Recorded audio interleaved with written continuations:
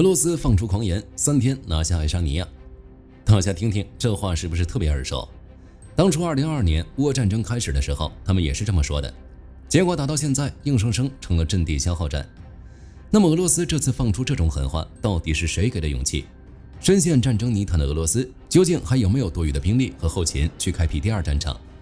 如果俄罗斯不管不顾真要动手，战术上会和2022年有什么不同？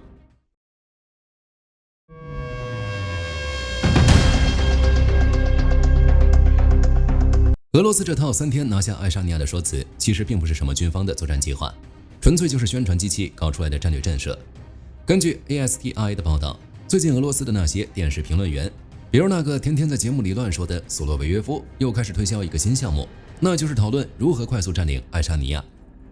按照他们的推演，俄罗斯面临来自4个方向的威胁，必须先发制人。具体的计划就是先夺取爱沙尼亚边境的纳尔瓦市，接着顺势控制整个波罗的海全境。一些俄军的电报频道甚至连剧本都写好了，宣扬要在爱沙尼亚边境搞公投，强行打造一个所谓的纳尔瓦共和国，主打一个群魔乱舞。火力军看到这儿都笑了，这是抄袭当年吞并克里米亚与入侵乌东的那套剧本，连标点符号都不改。面对国内媒体的狂欢，莫斯科官方倒是不在乎，保持着一种默认和缄默的姿态。很明显，这是心动了。过去这几年，爱沙尼亚和俄罗斯的矛盾不小，这背后既有历史仇恨，也有现实摩擦。乌俄战争爆发后，在支援乌克兰方面，波罗的海3国是出了名的卖力。按人均援助比例来算，他们是全欧洲最高的。波罗的海3国和乌克兰有着相似的过往，他们太清楚俄罗斯的行事风格了。除了地缘安全上的压力，双方在历史记忆和文化认同上的冲突也彻底爆发了。这就不得不提所谓的纪念碑战争。2022年8月，爱沙尼亚政府下令直接移除了纳尔瓦市的苏军 T-34坦克纪念碑。为了报复，俄罗斯联邦调查委员会在2024年2月干了一件大事，他们直接把爱沙尼亚总理卡亚卡拉斯以及多位波罗的海高官列入了刑事通缉名单。不仅如此，俄罗斯外交部还天天指责爱沙尼亚政府试图摧毁俄罗斯文化的精神支柱。这种话术火力军太熟悉了，这不就是为未来的军事干预制造道德借口，打着保护俄语同胞的旗号搞入侵？这套路简直不要太经典。面对俄罗斯的渗透，爱沙尼亚的反制也是相当铁腕，直接封锁俄罗斯媒体，加快俄语教学向爱沙尼亚语教学的转型，甚至对境内的俄罗斯公民进行严格的安全审查。就在双方口水战打得不可开交的时候，现实中的摩擦也愈演愈烈。最近有不明无人机从白俄罗斯飞进立陶宛，最后在一个湖上坠毁爆炸，波罗的海也成了新前线。俄罗斯的影子舰队天天在芬兰湾晃悠，北约的巡逻机和俄军战机经常上演近距离拦截。俄罗斯动手，火力军不会觉得意外，不过3天拿下爱沙尼亚就有点离谱了。在深陷战争泥潭的当下，俄罗斯剩余的军事力量不足以支撑俄罗斯开辟第二战场。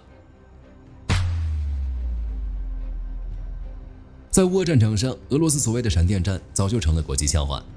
原本想急速瘫痪基辅指挥体系的行动以惨败告终，暴露了俄军在后勤、指挥和兵种协同上的巨大缺陷。到了2025年和2026年，俄军完全变成了靠人命填的阵地消耗战，每天推进的距离是用米来计算的。为了夺取1平方公里的土地，都要付出极其惨重的人员伤亡。当然，战略上可以藐视敌人，战术上绝对不能轻敌。面对美欧的制裁，俄罗斯把整个国家的经济结构强行扭转成了支持长期军事对抗的战时模式。根据爱沙尼亚外国情报局的最新报告，俄罗斯现在的弹药产量比2021年暴涨了17倍以上。2025年，俄罗斯的弹药采购估值高达上万亿卢布，计划生产340万发大口径榴弹炮弹，230万发迫击炮弹，还有几十万发的坦克炮弹和火箭弹。俄罗斯还通过各种渠道找外援，从朝鲜和伊朗手里拿到了海量的弹药补给。光是朝鲜产的炮弹，在2025年下半年的前线消耗中就占了1半。这种弹药产能意味着，如果俄罗斯真的在波罗的海方向挑起冲突，他们绝对有能力对爱沙尼亚发动毁灭性的饱和火力打击。除了武器装备，兵力重组也是俄罗斯在本土下的一盘大棋。为了应对芬兰加入北约带来的战略压力，俄罗斯在2024年正式重建了列宁格勒军区，专门盯着波罗的海和斯堪的纳维亚方向。他们还专门组建了第44军团，总部就设在彼得罗扎沃茨克。这个军团的核心任务就是作为针对芬兰和爱沙尼亚的长期驻军力量。虽然他们下面的一些旅被拉去乌克兰哈尔科夫前线练过手，但他们的长期防区依然在俄罗斯西北部。与此同时，俄罗斯还在疯狂扩编实际单位，比如驻扎在爱沙尼亚边境附近努加地区的第25独立步兵旅，直接被扩编成了第68摩托化步兵师。到了2026年，俄罗斯计划把武装力量的总定员扩充到150万人。虽然现在有大概70多万俄军陷在乌克兰前线，俄罗斯经济虽然不行，通货膨胀严重，劳动力也极度短缺，但国防工业的疯狂扩张暂时掩盖了民用经济的萎缩，现在还不会彻底爆雷。如果俄罗斯抱着1换1的想法，的确可以对爱沙尼亚动手。俄罗斯有能力在爱沙尼亚边境部署一支常备大军。相比较乌俄战争，俄罗斯入侵爱沙尼亚，战术或许会发生很大的变化。火力军估计，俄军不会再像2022年那样，排着几十公里长的坦克装甲纵队在公路上当活靶子。经过乌克兰战场的残酷洗礼，俄军的战术已经发生了变化。未来的入侵如果真的发生，核心依旧是饱和打击，但主力是无人机。在2024年底，俄罗斯专门成立了独立的无人系统部队，计划到2026年培养出超过10万名无人机操作员。随着技术迭代，俄罗斯无人机的杀伤半径也在逐步升级。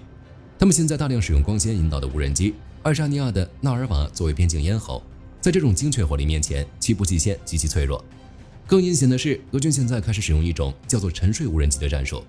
把挂着炸药的无人机提前布置在关键阵地周边，一旦感应到对方人员活动，直接启动发动致命一击。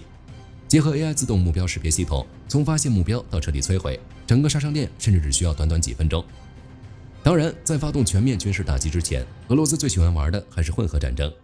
派出不带任何标识的特种部队，在爱沙尼亚的俄语聚居区制造事端，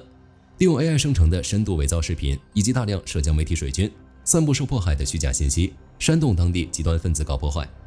同时，他们还会在物理和电磁层面搞破坏，比如大规模干扰波罗的海地区的 GPS 信号，甚至切断爱沙尼亚与欧洲的海底光缆和能源管道。这种模糊了战争与和平界限的手段，目的就是为了让北约在是否触发第5条集体防御条款上产生分歧。另一边，爱沙尼亚与乌克兰有很大的差距，乌克兰能把俄罗斯拖入持久战，很大程度上依赖于广阔的战略纵深，俄军哪怕推进个几百公里，也摸不到乌克兰的核心。但爱沙尼亚不一样，爱沙尼亚最大的软肋就是根本没有战略纵深。从边境要塞纳尔瓦到首都塔林，满打满算也就200公里左右。这点距离对于现代化机械部队来说，一脚油门也就到了。更要命的是人口规模，爱沙尼亚全国总人口本来就少，国防军的现役常备人数更是不到4000人，哪怕加上预备役和防卫联盟，整体兵力规模在俄罗斯面前显得有些单薄。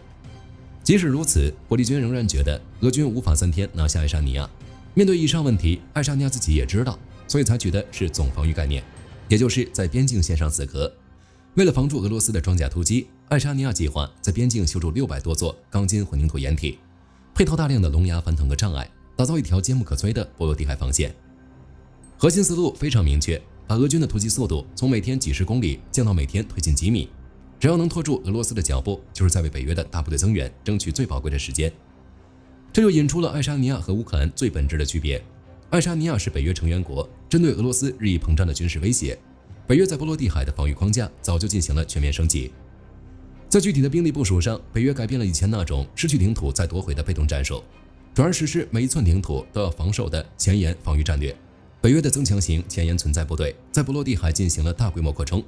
在爱沙尼亚由英国主导的驻军人数直接翻倍，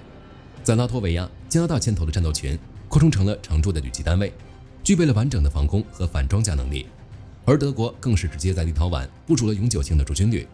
再加上芬兰和瑞典的入约，整个波罗的海上空的制空权已经牢牢捏在北约手里。俄罗斯波罗的海舰队甚至连大门都出不去。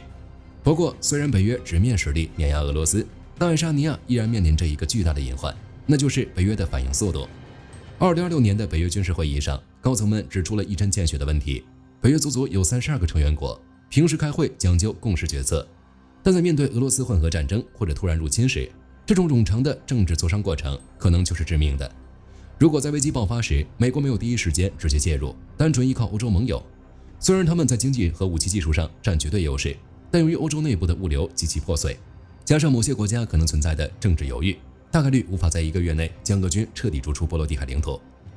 分析到这里，相信大家已经看明白了，以俄罗斯目前的真实状态，想要在3天内拿下爱沙尼亚，纯粹就是异想天开。在乌俄战场被牵制了70万主力，经济虽然表面坚挺，但内部已经千疮百孔。再加上北约在波罗的海布下的重兵，俄罗斯现在根本不具备快速吞并爱沙尼亚的战略实力。至于俄罗斯国内媒体吹嘘的3天占领，火力军建议他们还是先把哈尔科夫的几个村子拿下来再吹吧。总的来说，这其实是俄罗斯的信息战和心理战手段。俄罗斯深知爱沙尼亚缺乏战略纵深，所以故意放出狠话，就是为了在爱沙尼亚民众内部制造恐慌情绪，打击他们的社会信心。但是讲话很多了，有时候也会变成现实。虽然近1-2年内俄罗斯全面发动入侵的可能性极低，但专家们普遍警告，真正的危险期在于乌俄战争被冻结之后的2到3年。到那个时候，俄罗斯可以在短时间内填补在乌克兰的战损，并且带着无人机对波罗的海国家发起非对称打击。本期视频到这儿就结束了，各位觉得俄罗斯会不会入侵爱沙尼亚？欢迎在评论区留言，大家一起讨论。我是火力军，下期见。好的，各位观众朋友们，我们频道一直在聊真实的军事资讯和武器装备，后台也经常有朋友问，有没有值得推荐的入门级模型？今天就和大家分享一款近期接触到的产品。首先，它的外形还原度做得相当不错，比例准确，武器上的一些关键细节和标识也都有体现，材质也说得过去，拿在手上有不错的分量感。其次，它具备一定的可动性，对于理解基础操作原理有一定帮助，让它不仅是个静态摆件。综合它的做工和可玩性来看，价格确实比较亲民。对于想入门模型收藏，或者单纯想在桌上贴一个摆件的朋友来说，是一个性价比很高的选择。商品链接已经给你们上了，感兴趣的朋友可以自行了解。